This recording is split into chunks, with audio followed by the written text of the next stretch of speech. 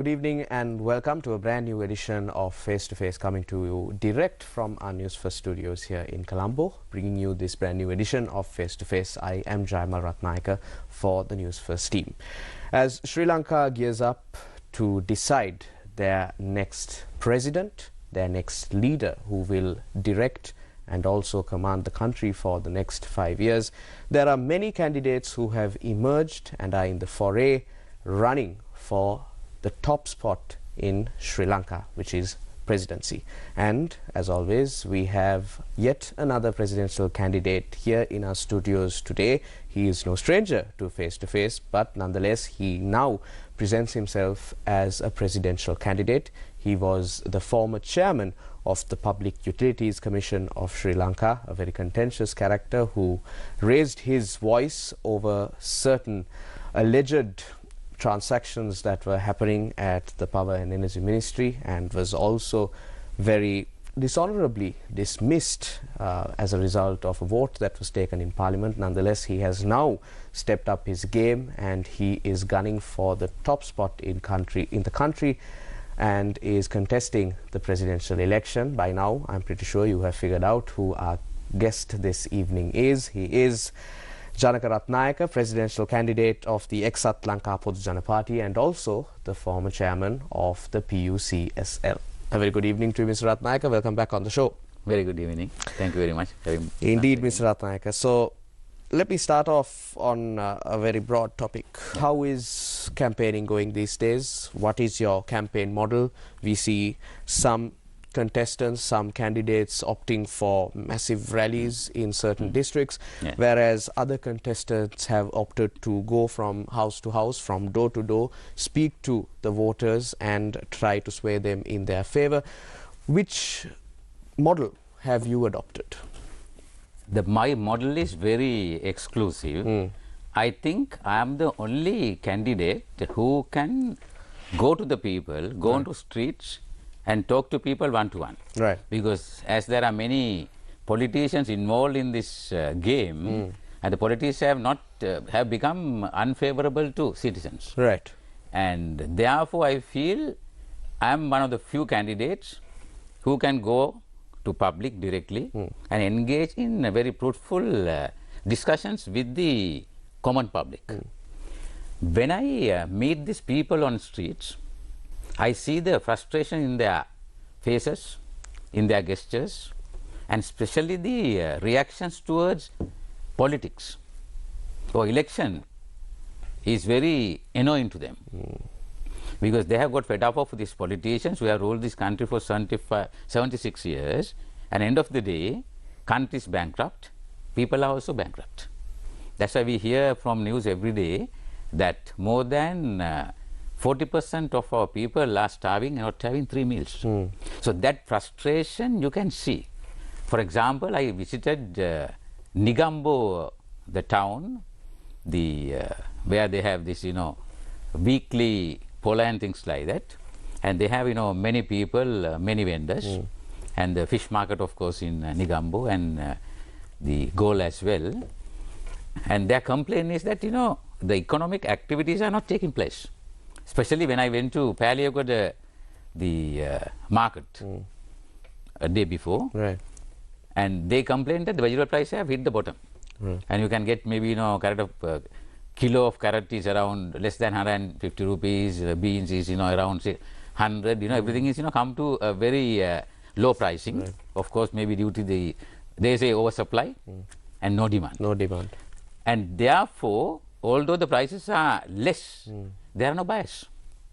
Even for essentials? Even for vegetables, which are sold at probably 100 and 150 rupees. We saw maybe some time back carrot prices went up soaring. They went up to more than $1,000. $1,000, and the kilo of lime went up to 3,000 rupees, and salad went up to 7,000. Now, no vendors, no consumers. The place is basically isolated. And when I walk on streets, I feel that more than 90% of people are known to me. And people think that I am a stranger to politics. I am a stranger to politics. True, but I have got close to the people's mind or hearts than the others, because during my tenure at PCSL, you just mentioned that I was ousted by parliament debate with 122 votes against to put me out. To remove you. To remove me. Why was I removed? Because I was talking on behalf of the common people. For opposing the tariff. Yes. When I meet these people on the streets, they say that you are the only person who talked for us. So I was the voice of the voiceless people. And they respect that. Of course, the game of this magnitude is completely different, because we always feel that, you know, somebody from these leading parties who have been part of this destruction of our economy should come into power. Right. And I feel therefore, the election this time may produce another chronic result. Although people have learned a bitter lesson, although we have gone through many difficulties during the last, especially last 2-3 years, people are very short-sighted and short. Sri Lankan people are always, you know, with short memories. And they may talk about, you know, the queues that we had. The queues were there because of the mismanagement. I say the government was not mismanaged. Government is not managed properly. There is no management at all. And therefore, although we have learned a bitter lesson, voters may not be intelligent enough to probably select a proper candidate. Right. Because they have inherited maybe, you know, likings to a certain parties. You know, we talk about, you know, some waves which we probably cannot see at the ground level. You know, some waves are created just only on social media. But I feel that if the people are wisely casting their vote this time, you may have a different result. Sometimes the way that they talk, and people always talk, even the, you know, that seasoned politicians will say that more than 40% of the people have not yet decided whom to vote, which is true, which you can see in the ground level when you move with people. Right. And if these people who do not vote, who are fed up of politics, fed up of almost all these 226 politicians, if they get together and vote for an alternate candidate, this is the only there is a possibility that a person like me, I feel that I am different than the other candidates. I will say why I am different. I am different because I have studied public administration in my degree. Right. And I am a successful businessman and entrepreneur. People know about it.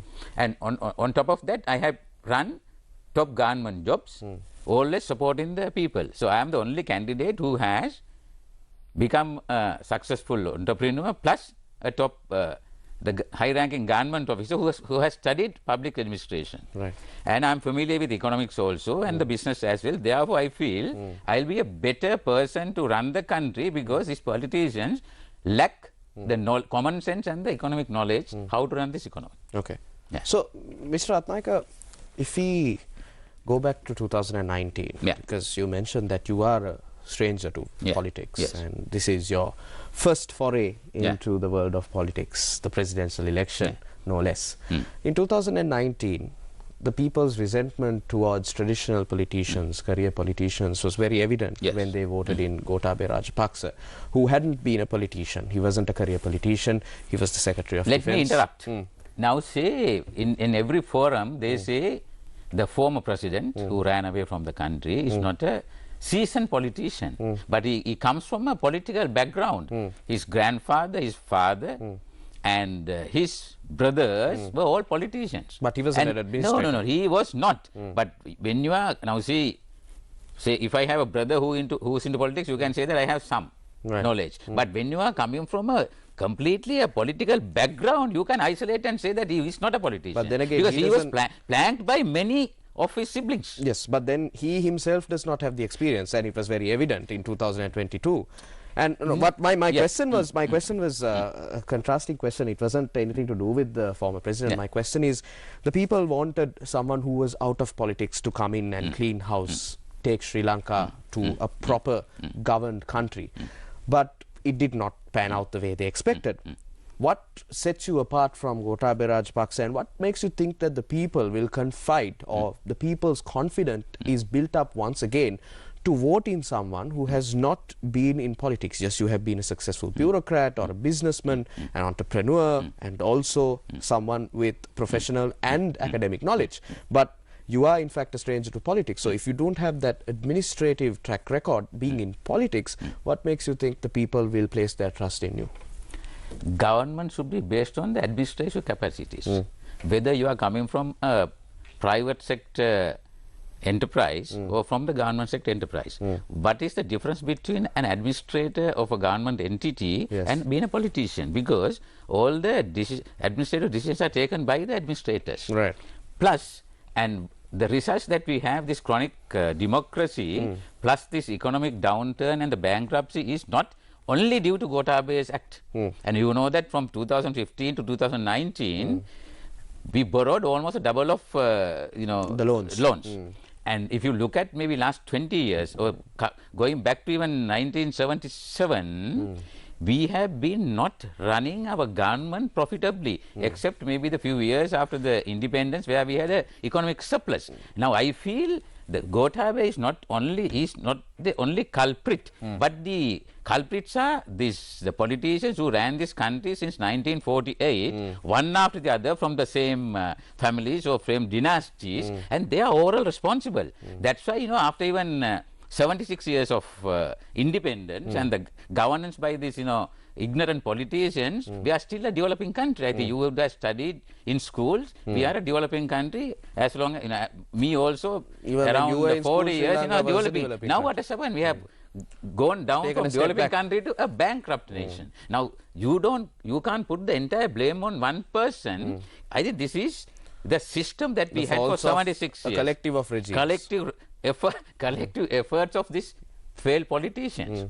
And therefore, you can't confine the failure of this government and the bankruptcy only due to Gotabaya. But he contributed immensely to this because he never had any common sense. The mismanagement was in a larger scale than other regimes. No management, I call it. Now see, if you say that you cannot supply gas, where you need only $25 million to import the requirement of a country, where you sell this gas to people on cash and collect and re-import. But he could not even manage a simple thing. And the World Bank has to come and give a bailout or a revolving LC facility for us to import LP gas.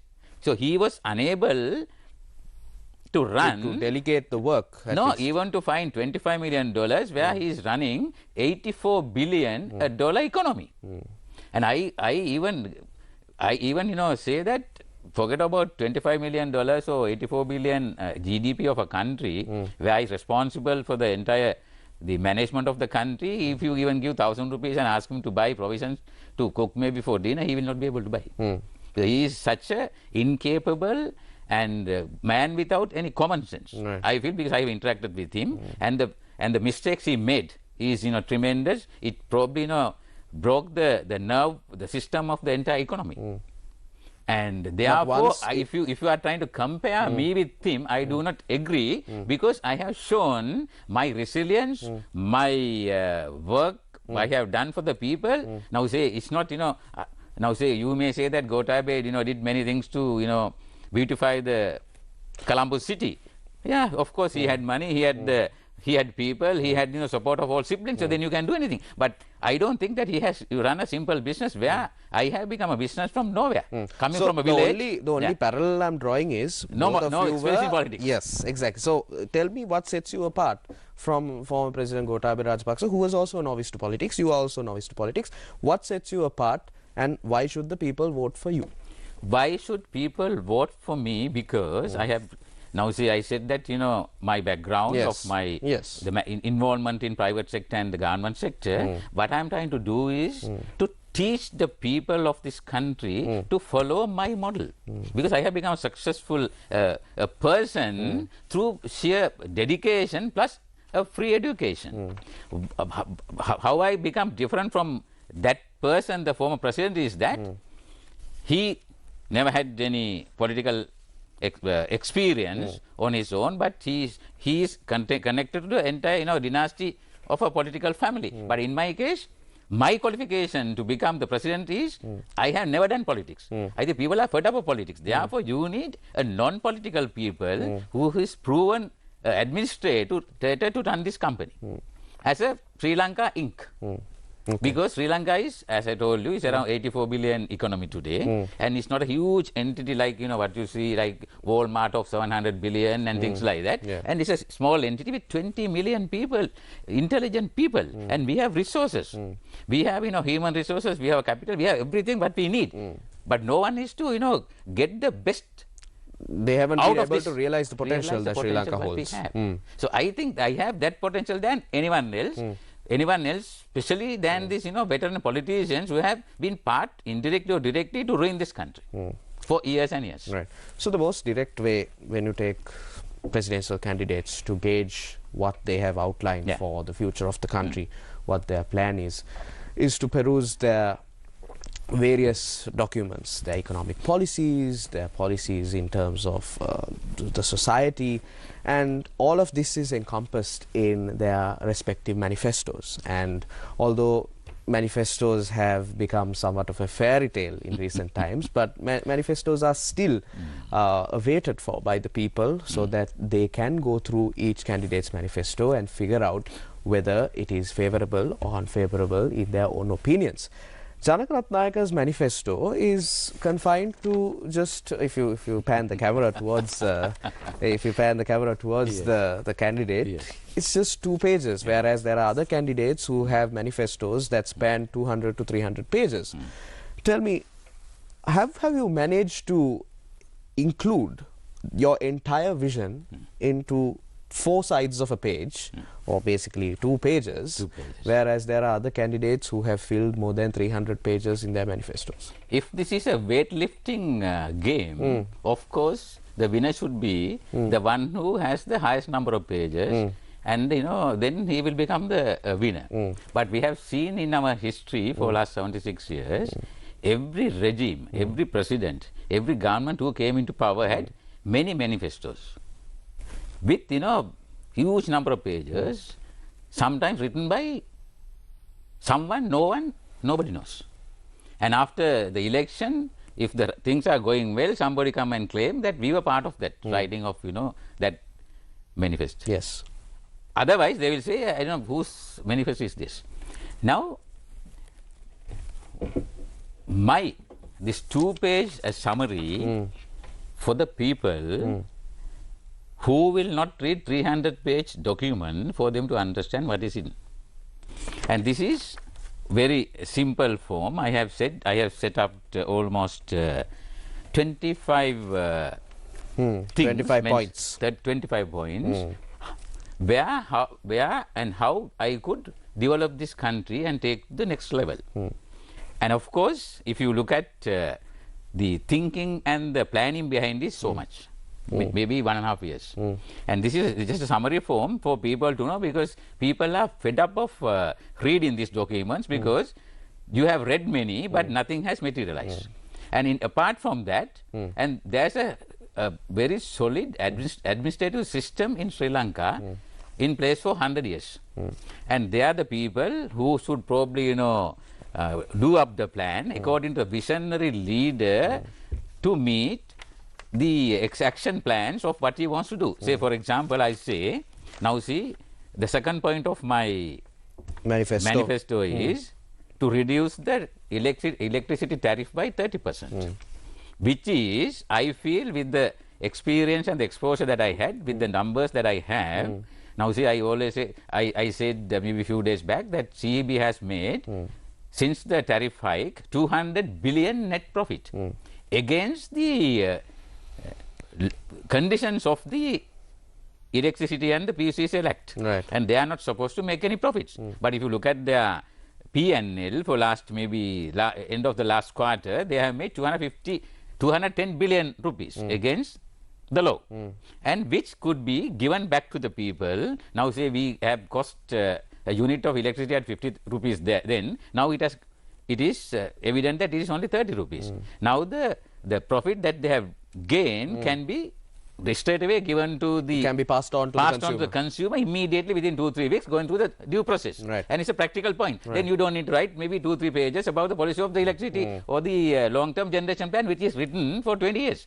And if somebody is trying to... You don't need to replicate it. They need to replicate it. Now, you see, electricity bill is connected to water bill. So, when electricity goes down, it should go down. Right. Now, I have been fighting for the fuel price... the fuel pricing at the co-op around 2 years back, saying that they are making huge profit and giving wrong information to the public, which was very evident when you see the Auditor General report which was published 6 months back. They say the politicians and the top ranking officers have robbed 36 billion from fuel purchase, procurement and transportation and distribution in 2022 alone, 36 billion of public funds. Plus, in 23, IOC and CPETCO has made 160 billion profit. This is what I said 2 years back. Okay. Now, passing that to the people is not a problem without having any losses to the government, because CB losses and the CB profits and the Petroleum CPC profits are not going to the government. They have already gone into pockets. No, not to pockets. They have taken taxes. The government has realized their revenues. These profits are for the entities. Right. So entities are so mismanaged that they don't know how to manage it. Now, say for example, after making 210 billion profits in CB, they still have 22 billion OD overdraft. I don't know how this, you know. So, how are these, where are these profits being channeled to, Mr. Ratnayake? This is what the politicians should be interested in, not to dismantle this and, you know, privatize it. They need to see where this money has gone, this colossal amount of money. Yes. 210 billion plus 160 billion from CPC is coming to 360 billion rupees. When you divide by 300, it is $1.2 billion. Yes. More than the money that we got from IMF, in multiple tranches. So where this money has gone? This is being mismanaged. Now say, entity which makes 210 billion profit, should they have 22 billion OD? This is totally mismanaged and they have grossly violated all the norms of the accounting. And the politicians do not understand this. That's why I said that you need a person who understands the economic, accounting and the imports-exports of this country. Otherwise, the visionary leader, whoever comes into power on the 22nd, will not be able to run this economy. They will perish and collapse further. But you brought out a very important topic there, because the only discernible reason why, despite these entities making massive profits, if it still hasn't been passed on to the consumer, it is either they have been taken into someone's pockets, they have been pocketed, or they have been invested in research and development, innovation, improvement of services, whatnot, or there is some other reason that is beyond us that we cannot even comprehend. So, where do you think these profits are in fact going to? No, I think for that you need to have thorough investigation and audit. Then you will find where the money has gone. But I told you in 2022, the politicians, related politicians, the officers have robbed 36 billion from procurement of fuel. Right. So it's very simple. Auditor General says not me, which I said 2 years back. Now see that there are 2 points I'm telling you. Now see, the main problem that we have in this country, I told you at the beginning, more than 40% people are not having 3 meals a day. Now when you don't have 3 meals a day, how can you be productive in the economic process? And country will further collapse. So therefore, the first motive and the objective of my governance would be to give 20 essential items like rice, flour, bread, vegetables and fruits, eggs or chicken or whatever. It is a very stabilized price based on the mean of the prices, the average price of this thing, and stabilize. When the cost is less, you make more profits. When the cost is high, you less profits. And finding a mechanism and a regulation to stabilize this for people to buy at a very reasonable price for next 5 years. Right, understood. So, Mr. Ratnayake, we must cross over for a short commercial break. We will continue the conversation. We will be right back. I am in conversation with Janaka Ratnayake, presidential candidate of the ex-Sri Lanka Pudujana Party and former chairman of the PUCSL. Don't go anywhere. We will be right back. Newsfirst, face-to-face with Janaka Ratnayake. A trusted place for your fixed deposit. Valuable FD, a symbol of stability. 02 4927 on WhatsApp.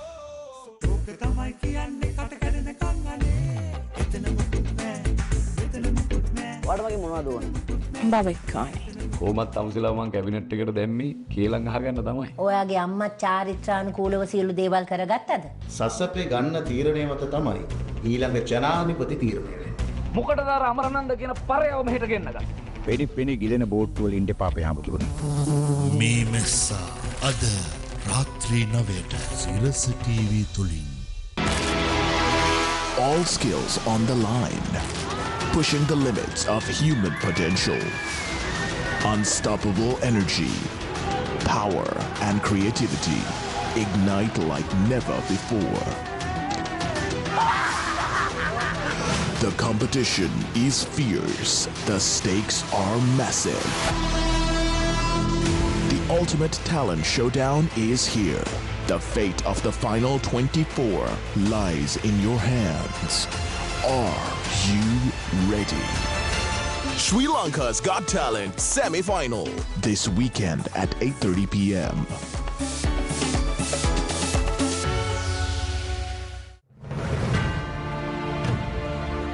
Newsfirst, face to face with Jamal Ratnayake. Welcome back to the show. This is Face to Face. I am in conversation with Janaka Ratnayake, presidential candidate of the ex-Sri Lanka Podujana Party and of course former chairman of the Public Utilities Commission of Sri Lanka. Mr. Ratnayake, we were discussing your manifesto, your vision for Sri Lanka, how you plan on passing the benefit of most profits from state-owned entities to the consumer. But let me just track back and ask you about a certain controversy that arose about 4 weeks ago when nominations were called, where certain individuals were arrested for soliciting a bribe from you to give you candidature of the ex-Sri Lanka Podujana Party. Now, there has been a lot of misinformation that has been spreading. Some have said that it was chairman and the secretary who solicited that bribe and whatnot. So, let me give you this airtime to clear the air on what really happened and apprise our viewers of the developments that unfolded. Now, I am the first person to declare my candidacy almost 1.5 years ago, and the day that I was ousted from the PCSL. And since then I have been looking for a vehicle to participate in this election where you need to have two qualifications. Either you should become a former parliamentarian who can be an independent candidate, or otherwise you have to have a recognized party from that party that you should get domination. I've been talking to more than 10 parties. 10 political parties, and these parties are basically not for politics. They are for basically furthering their own interests. Yes, so they are trying to make money out of political parties. It was very evident because as I told you, more than 7 to 8 parties that have been negotiating for last 1 year, and they come out with very unreasonable and unfair conditions plus a price tag. Ranging from 5 million to 50 million up to 200 million if you want to buy a party. And what happens in this particular the party, ex-Sri Lanka Podujana Paksha, and and this is the second party that I was very serious in giving nomination, and there was another party owned by basically managed by a very a veteran politician who has been into like say socialist and communist background and things like that, where even in fact he wanted more than 30 million rupees for candidacy. Hand over the candidature to you. Yes, but I never want to put him in trouble because now the reputation that he has had for many years will be just in vain. And this party, what happened was, now the party, the people who approached us was not the real officials of the party. Right. And that's why the party, the president and the secretary still out. Okay. And they were not apprehended, they were not imprisoned. And the two people who were not basically the officials of this party they were hijacked the officials of the party and trying to sell this. They were pretenders. They were pretenders, and they fraudsters that were trying to sell this, giving the candidacy and wanted to have 30 million rupees plus many conditions. Okay. And finally I realized that they are not the original owners, and even the secretary was unaware, but that was when I realized that it was too late, because by that time we had paid the deposit for the presidential election. Yes. And we had only one day, and after giving the after placing the deposit, these people wanted 30 million rupees in cash, and which I felt unreasonable, and I knew that, you know, that there was something, you know, fishy going in the background, behind the scene, where they failed to bring the original party secretary to me.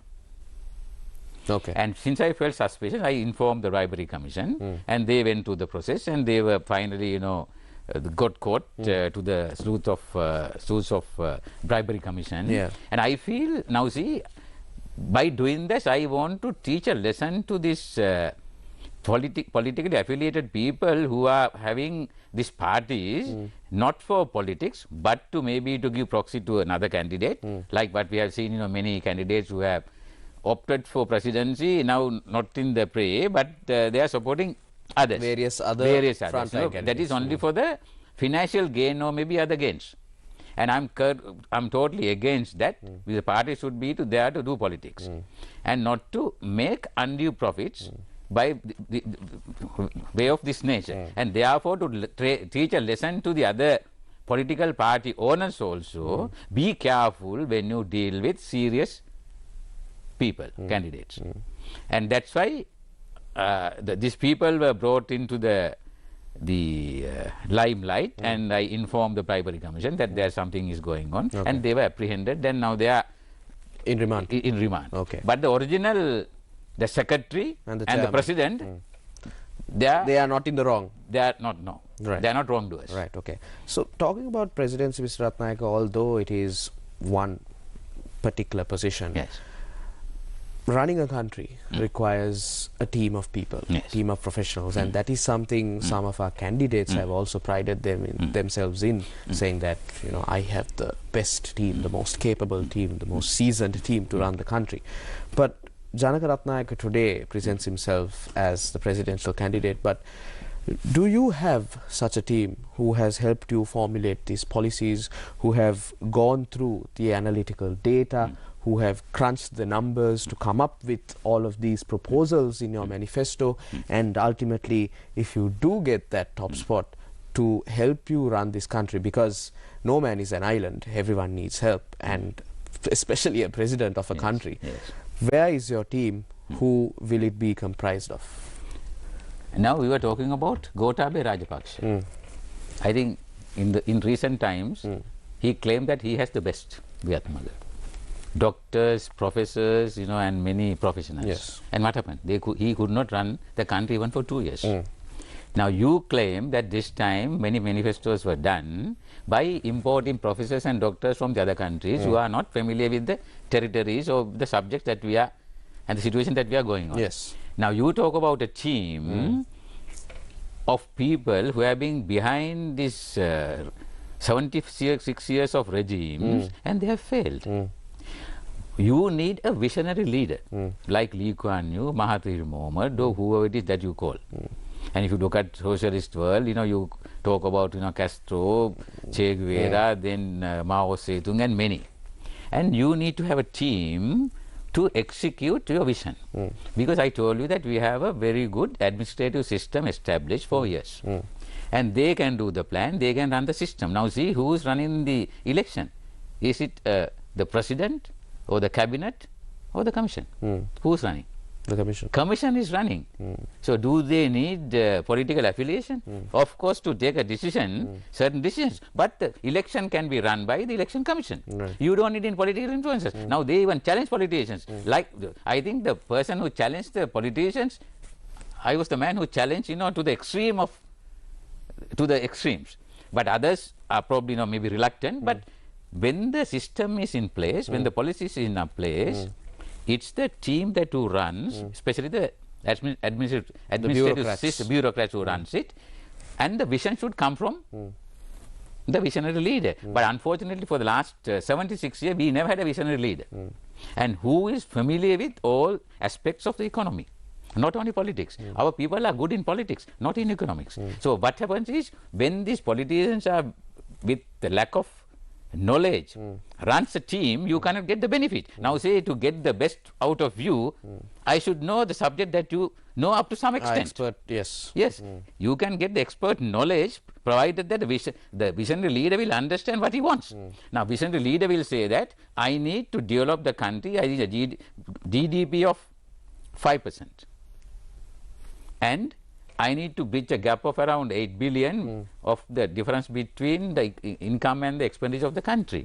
Then you get a team and ask them to fix it. Right. Now it is the way that, exactly the way that I get involved in this high-ranking government jobs. When I go to PCSL, I was a businessman, I was not a technical expert. I am not an engineer. Right. By the way that I ran, I don't think people do understand that even I am not an engineer. And so the way that I ran bank and the financial crisis in 2008, I was not a banker. And I was not exported to run EDB. Now when I go, I use the team which is existing over there, and I, merge my culture and their culture and attitudes to make sure that you run according to the acts of the particular entity to get the desired result. Right. This is what you need from a leader. So therefore I feel that not having a huge team, but this is of course not done by me, but my ideas are there, more than 50%, done by the people who are familiar with subjects. Now say when it comes to exports, some experts from exports, when it comes to education, we have the input from the others. But if you say that they are trying to have new policies after 76 years of independence, it's a joke. Because we have been running this economy. We need adjustments. Now we say that we need a system change. I don't think we need a change. We need a system transformation, like a paradigm shift, that to get a different result. Now say we have been talking about doubling our exports since my days, in the 2010. Now I heard, I think a month ago, the president and the opposition leader say that we need a export economy. Export-oriented economy, yes. It's a joke, because these people have realized after 46 years of politics and 24 years of politics, now only they have realized. But they have been in the parliament for years that I have they just mentioned. So this is a joke, because when we are approaching, we are coming closer to the election only, that they realize that we need export economy, that we need, tourism income, we need investments, we need, the remittances, all those are the things that we need to have as income to run this economy. Now they are talking politics. I am not talking politics. I am happy that I was not part of politics. I think my qualification to become the president is I am a non-politician, because we have got fed up of the act of these politicians for last 76 years. I have a team. I will work with the existing team. With the existing team, we have best people in place. Only thing that without any political interferences, with a proper plan, you can harness the best out of these people. Understood. Yeah. So very quickly, unfortunately, because we are running out of time, I will give you an opportunity to speak to our viewers. Tell them what your party is, tell them what your symbol is, and tell them one final sentiment that you bear for the citizenry of the country. My message is very simple. I told my background. I am from a village. I got free education up to graduation. I have masters. I have studied in Russia and in USA at Harvard.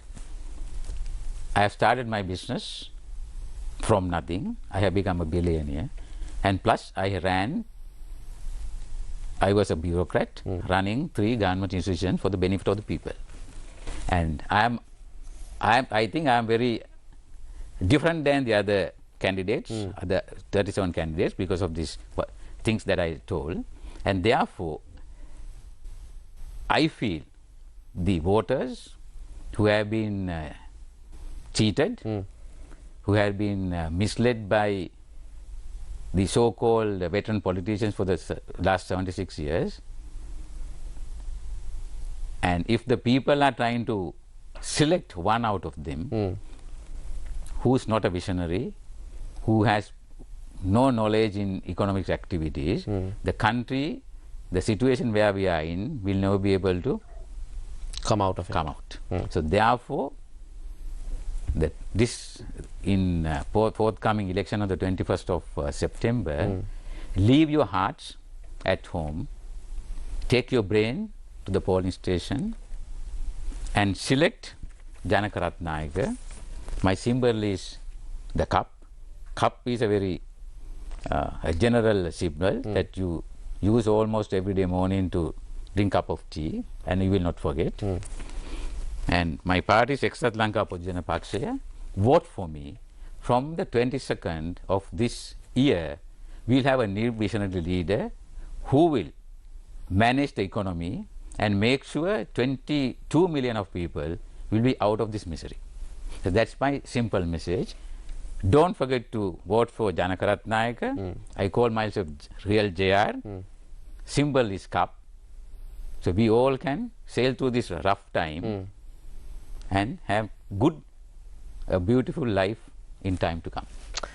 There you have it. Those were the closing remarks of Janaka Ratnayake, presidential candidate of the Exat Lanka Podujana Party, former chairman of the PUCSL as well. Thank you very much, Mr. Ratnayake, for joining me. We wish you all the best in your endeavours, and especially the presidential election. Thank you for joining us as always on Face to Face. And that was the way it was on Face to Face this evening. We will be joining you on another weekday at 8 a.m. sharp with another representative who will be answering the questions that matter to you and I and the rest of Sri Lanka. Thank you very much for stopping by. Take care and good night.